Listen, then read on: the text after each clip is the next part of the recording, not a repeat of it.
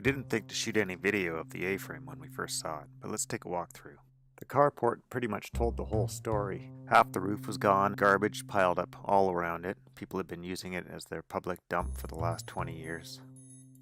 These horrendous old tire planters full of boots and bottles and garbage. The forest down to the cabin was so thick we couldn't even see the cabin at first. You had to kind of claw your way down the hill. Dead material everywhere. The cabin itself wasn't very promising. It looked as though it had sunken into the hillside, or the hillside had basically slowly worked its way down on top of it. So dark, so gloomy. Yet, we pressed on, and we were kind of excited to see it. We always liked A-frames. They're cool after all. The deer had been there more than any people had in the last 20 some odd years.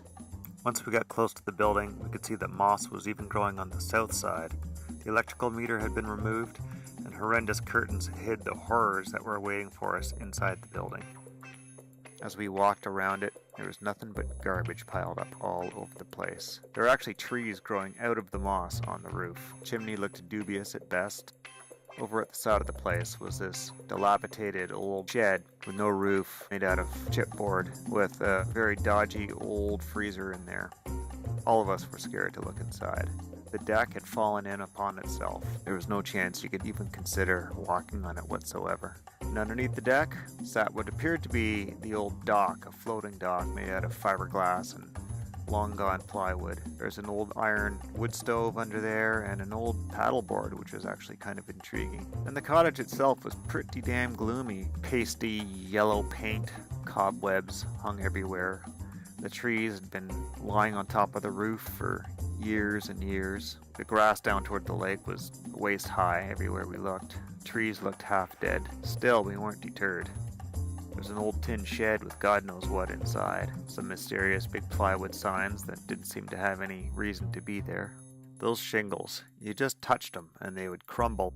It was amazing that it was keeping any rain off whatsoever. Down on the ground was, well, we weren't sure what it was.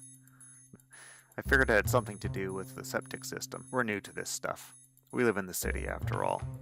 Now let's have a look inside. Step inside and on your right is a beautiful bathroom. Harvest gold toilet and pink toilet seat. On our left is the master bedroom.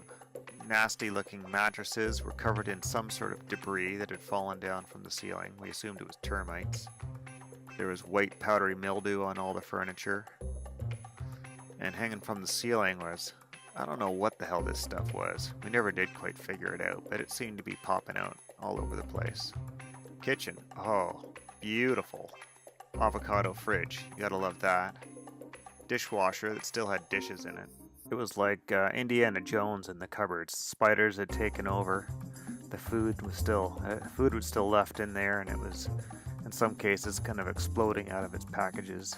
The wood stove bore the signs of a constant leak. Couldn't get the door open. This mysterious appliance appears to be some sort of washer or wringer affair made by Hoover in the 50s perhaps. But this caught our attention. If there's anything everybody looks at the place agrees on, this has to stay, and we agree with them.